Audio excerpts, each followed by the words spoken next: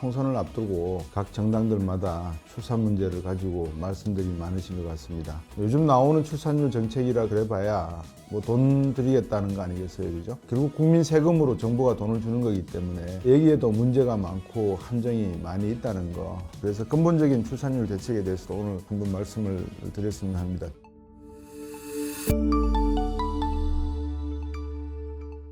네, 안녕하십니까. 경제단판의 곽수정입니다. 오늘은 저출산 문제를 좀 언급을 해야 될 것 같습니다. 요즘 총선을 앞두고 각 정당들마다 출산 문제를 가지고 말씀들이 많으신 것 같습니다.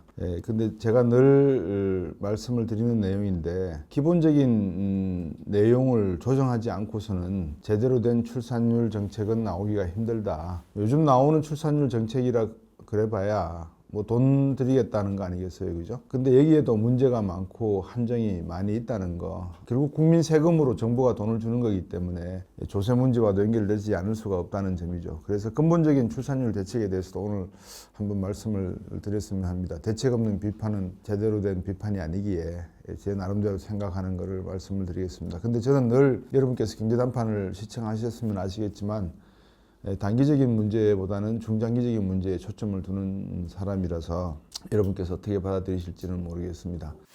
우리나라의 그 출산율을 보면 처음 아이를 놓는 여성분들의 연령이 33세 정도로 나오는 것 같아요. 그러니까 이 33세의 아이를 놓아서 49세 16년 동안에 몇 명의 아이를 놓을 수 있을 것인가 또 놓겠는가. 보통 우리가 생각했을 때 45세 넘어가시면 경제적인 문제라든지 또는 생체적인 리듬 문제에서 많이들 어려워하시는 것 같아서 일반적으로 14세에서 한 45세까지 연령을 놓고 보면 대한민국의 전체 여성 인구가 어느 정도 차지하는가를 우리가 대충 짐작할 수 있습니다. 그러면 이분들이 향후에 어느 정도 출산을 할 수 있겠는가를 놓고 보면 지금 매해 태어나는 신생아 수가 한 25만 명 정도 된다면 갈수록 이 25만 명이라고 하는 숫자도 10만 대를 향해서 가지 않겠는가. 지금 현재 20세 미만의 그 인구가 한 800만 명 정도 되거든요. 그러니까 5,100만인데 2022년 현재 우리 인구가 5,100만 중에서 800만을 빼면 4,300만입니다. 그러면 앞으로 국민연금이라든지 다양한 어떤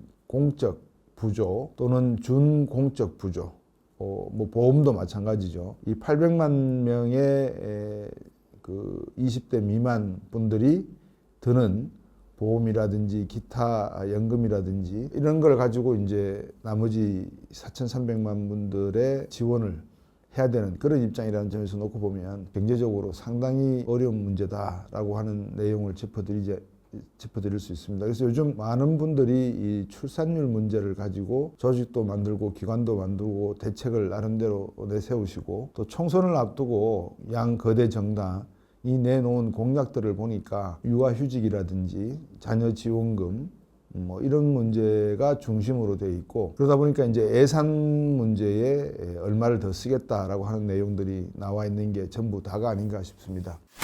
자, 요 지점에서 제가 이제 여러분께 드릴 말씀이 있습니다. 경제 성장이 저희들 베이비부모 1세대와 2세대가 학교를 다닐 때 경제 성장률이 어느 정도 됐는지를 한번 평균치를 내면 거의 뭐 10%에 가까웠지 않나 하는 생각이 들거든요. 제가 기억이 옳지는 않을 수가 있는데 한 7.8에서 8.5 사이에 나왔던 걸로 기억을 합니다. 자, 그러면 한 반에 70명씩 있어도 경제 성장이 7에서 8%, 9%가 나면 어떤 일이 벌어질까? 그 당시만 하더라도 우리가 가지고 있는 자원이 부족한 국가, 사람이 유일한 자원, 그리고 그 자원은 세계에서 정말 우수한 자원, 그런 표현들을 많이 썼거든요. 제가 드리려고 하는 말씀은 경제 성장률이 7에서 9%까지 이렇게 급격하게 성장을 하게 되면 무엇이 필요하죠? 그렇죠. 공장을 많이 짓는다는 의미가 아니겠어요? 산업 생산이 늘죠.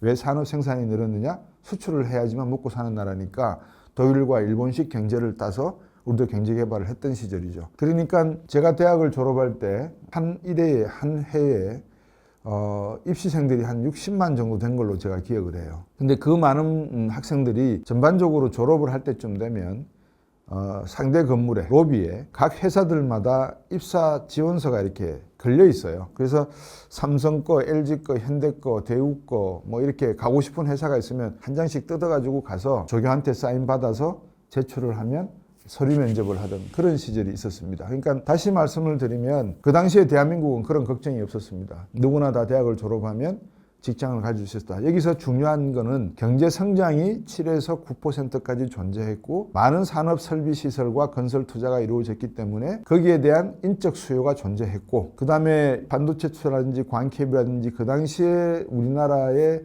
선진 산업들을 유치하려고 했던 많은 기술적 발전들이 존재했기 때문에 공학 계열의 학과들이 서울대를 비롯해서 지방에도 유수한 대학들이 설립이 되던 그런 시점이었다. 자, 그러면 졸업을 할 때에 직장이 없으면 어떻게 되겠어요? 그죠?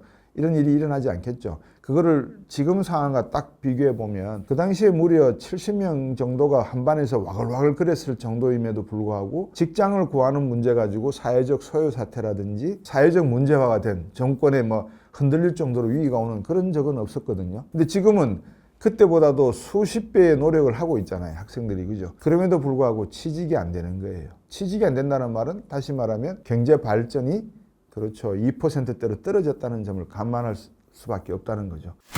이제 성장이 어느 정도 정체에 머물렀다. 이게 대한민국의 피크냐? 그 점을 우리가 한번 고민해 봐야 되는 거죠. 그래서 정치하시는 분들은 어떤 점을 국민들에게 말씀을 드려야 되냐면 예산을 쓰겠다. 뭐 육아휴직을 누리겠다. 여성과 남성의 이퀄 오퍼튜니티를 갖다가 노동에 적용을 하겠다. 다 바람직하고 반드시 해야 되는 일이라는 거는 그 누구도 부정하지 못합니다. 근데 더 근본적인 거는 경제 발전을 계속 이루어야 된다는 거죠. 지속 성장이 가능해야 된다는 겁니다. 그럼 대한민국이 지속 성장이 가능하려면 어떻게 해야 되느냐? 이 문제를 놓고 정치하시는 분들은 산업구조의 개편, 전환 이야기를 해야 되고 산업구조를 어떻게 개편하고 어떻게 전환하고 어떻게 리셋할 것이냐를 놓고 앞으로 어떤 인적 자원이 필요하니까 어떤 신설학과가 필요하고 어떤 학과는 상대적으로 여류에 있으니까 학교마다 구조조정을 해서 필요한 그 학과를 폐지하거나 설치하거나 하는 그 논점을 정확하게 잡아서 사실은 추진해야 되는 점이 있습니다. 근데 그런 점은 없죠.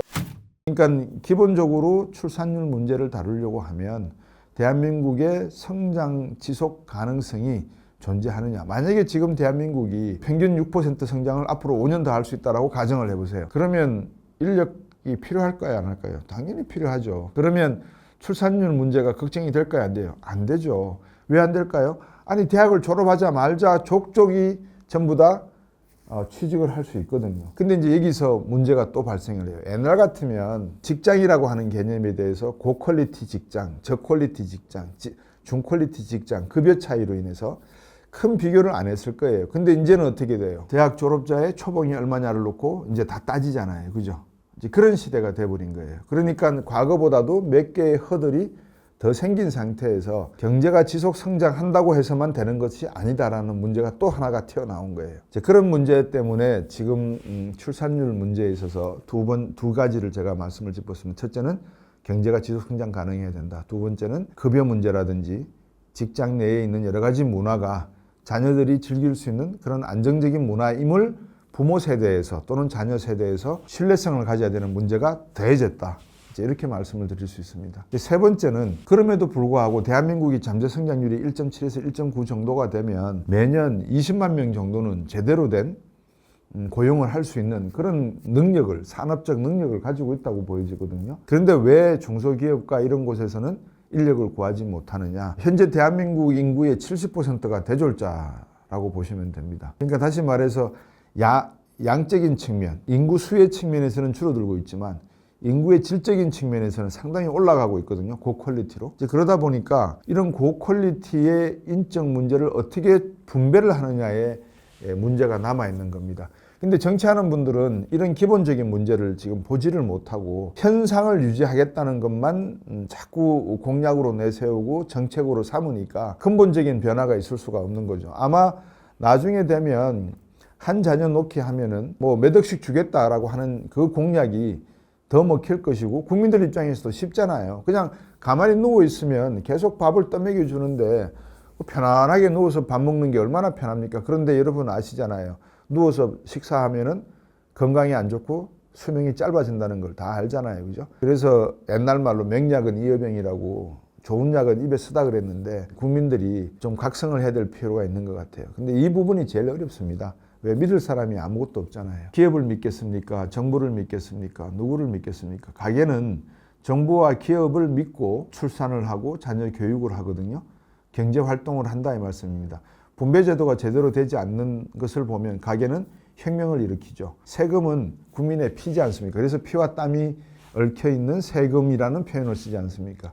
옛날에 대동법도 그렇고 균형법도 그렇고 서구의 역사를 봐도 조세정책 잘못하면 혁명이 나고 뒤집어져 버리거든요. 그러니까 이제 앞으로 이렇게 점점 국가의 잠재 성장률은 줄어들고 있고 소득은 떨어지고 있는 상태에서 각자가 도생해야 되겠다는 문제를 고민하다 보니까 의대, 법대를 가려고 하는 학생들이 많아지는 이런 현상이 벌어지는 거는 이거는 동물적 감각에서 자연스럽게 일어나는 현상이지 탓할 게 아무것도 없습니다. 국가와 정치하는 분들, 기업하는 분들이 이 구조를 바꾸시려고 하면 경제 성장할 수 있는 모멘텀을 바꿔주셔야지만 가능합니다. 그러면 어떻게 바꾸느냐? 이제 이 문제가 나오지 않겠어요?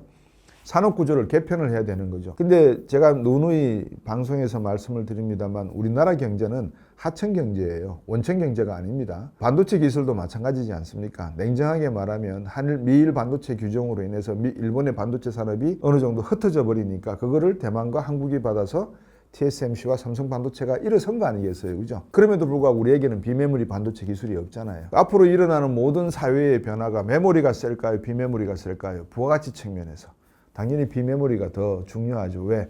창의성과 창조성을 포함하고 있는 내용 아니겠습니까? 그럼 이 반도체가 무기라는 건 다 이해를 하고 있는데 이 산업을 할 수 있는 국가가 누굴까요? 미국 아니겠어요? 지금 현재도. 그래서 중국이 그렇게 스파이들을 보내고 해킹을 해서 미국의 과학기술을 뽑아내려고 하는 거 아니겠어요? 우리가 반도체 기술을 가져와서 세계 최초로 256K D램을 삼성전자가 만들었을 때의 그 능력은 미국은 충분히 인지를 하고 있거든요. 그럼 우리는 지금 어떻게 해야 되느냐? 이런 산업들이 다 어디에 집적이 돼요? 우주항공산업으로 집적이 되잖아요.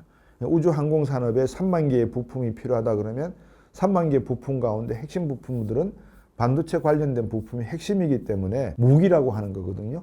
그럼 우리가 미국이 앞으로 추가적으로 반도체 외에 가져가려고 하는 산업에 있어서의 중요한 산업 분야가 어딘가 그런 내용들을 빨리 캐치를 미국에서 유학을 한 분들이 그렇게 많이 계시니까 그분들은 내용을 아실 거예요. 그러면 미국의 산업을 빨리 받아들여야 되잖아요. 그러면 어떤 식으로 해야 될까요? 옛날에 키스트처럼 과학기술원처럼 그런 분들을 초빙을 해서 과학자를 만들어야 됩니다. 이제는. 핵심은 그렇습니다. 지속 성장이 가능하지 않으면 많은 사람들을 고용할 수 없게 되고 높은 양질의 직장을 보장할 수 없기 때문에 가게는 동물적 감각으로 자기가 미래에 가장 안전한 삶을 보장받을 수 있는 직종으로 옮길 수밖에 없다는 것을 말씀을 드립니다. 거기에 정치하는 사람들이 포퓰리즘적 생각, 너무나 단순한 생각, 근시안적인 생각으로 돈을 얼마 더 주겠다, 얼마 융자금을 더 주겠다, 뭐 육아휴직을 더 강화하겠다 라는 말씀들을 하시는 거죠. 육아휴직 부분에서도 말씀을 드릴까요? 회사 내에서 문화가 이루어지지 않았는데 정부가 육아휴직 외친다고 해서 그게 되겠어요? 그러시잖아요. 많은 여성분들이 육아휴직을 하고 회사를 복직하게 되면 처음에 듣는 말이 잘 쉬었어? 이런 말이라잖아요. 쉬다 온 거 아니거든요.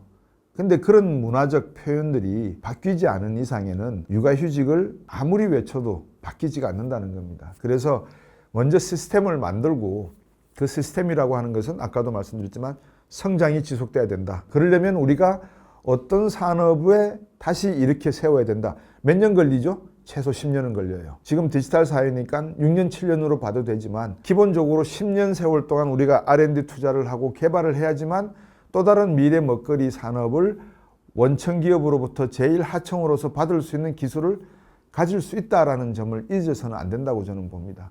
아니면 새로운 창조를 하던가요. 그러면 대한민국은 먹고 살 수 있습니다. 그러면 출산율 문제 걱정 안 합니다. 일본이 지금의 초고령화 문제를 해결하려면 지금 1.3 출산율을 2.1까지 올려야 됩니다. 그럼 우리가 0.78이잖아요. 이 0.78의 출산율을 적어도 우리도 2.5까지 끌어올리려면 무엇이 보장이 돼야 돼요? 직장이 보장돼야 되죠. 어떤 직장? 열심히 일을 하고 노후가 보장되는 직장. 그리고 그 직장이 문화적으로나 급여적으로나 충분히 보장이 되는 그런 직장이 만들어져야 되죠. 그러려면 기업 지배구조 문제도 바뀌어야 되고 오너의 생각도 바뀌어야 되고 동료 의식도 바뀌어야 되고 모든 것이 다 바뀌어야 되는 거예요. 지금 현재 대한민국은 어떻게 보면 과도기적 상황에 있다라고 저는 보여집니다. 그래서 이런 과도기적 상황이라고 하는 건 여러 가지 문화, 미국 문화, 일본 문화, 많은 사람들의 좋다고 생각되는 문화들이 들어와서 비빔밥촉으로 막 만들어지고 있는 상황인데, 이게 맛이 있는지 맛이 없는지는 결정하는 거는 참기름 몇 방울 떨어뜨리냐, 고추장 양념이 얼마나 맛있느냐, 이게 결정되는 거 아니겠어요? 이게 저는 정치라고 보거든요. 그래서 정치적인 측면에서 제가 말씀을 드린 거고요. 경제적인 측면에서는 제가 말씀드렸다시피 성장을 계속할 수 있는 산업기술이 존재해야 된다. 정리를 해드리면 기본적으로 경제 성장의 지속 가능성이 없으면 불가능한 이야기다. 두 번째는 이 경제 성장의 지속 가능성을 위해서는 대한민국이 원천 기업으로 받을 수 있는 하청 기업으로서의 어떤 기술력을 가지고 있어야 된다. 그 기술력은 반도체 산업으로 또 스마트폰 같은 산업으로 대변된다. 그런 것들을 하나 더, 두 개 더 또는 세 개 더 가져오지 않고 만들지 않고서는 불가능한 일이다. 세 번째는 정치적 측면에서 돈을 퍼준다고 하는 것은 가장 손쉬운 방법이다. 국민들도 그것을 넙죽넙죽 받아가다가는 언젠가는 자가당착적인 일에 빠질 수밖에 없다. 네 번째, 앞에서 1, 2, 3을 말씀드린 것은 대한민국 교육 문제와 국방의 문제, 산업의 문제와 모두가 연결되어 있는 하나의 가치사슬이다. 이 가치사슬 문제를 가볍게 하나하나씩만 놓고 보다가는, 스타카토로 끊어서 보다가는 대한민국의 미래는 상당히 희망적이지 못할 수가 있다라는 말씀을 드렸습니다. 저출산 공약 내용을 제가 이렇게 훑어보면서 답답해서 제가 오늘 여러분에게 말씀드렸습니다. 중장기적 대책은 다 빠져 있고요. 돈을 얼마 쓰겠다는 내용만 나와 있고요. 그 돈은 국민들의 호주머니에서 걷어들이는 돈이고, 정부가 돈을 쓰지 않겠다고 약속을 했으니까 여가부에서 15년 동안 출산율 예산으로 쓴 게 280조 정도 되나요? 그 많은 돈을 쓰면서도 출산율은 오히려 떨어지고 있다는 말은, 정치평론가들이 흐름 비꼬는 말들을 잘하잖아요. 출산율 저하 예산이라고 이렇게 표현하실 겁니다. 돈을 써도 안 되는 것은 어디에 있을까? 근본적인 문제는 제가 앞에서 말씀드린 1번, 2번, 3번에 있고, 그 문제를 해결하기 위해서는 4번 교육과 국방 문제에도 우리가 충분한 고려를 해야 된다는 말씀을 함께 드리겠습니다.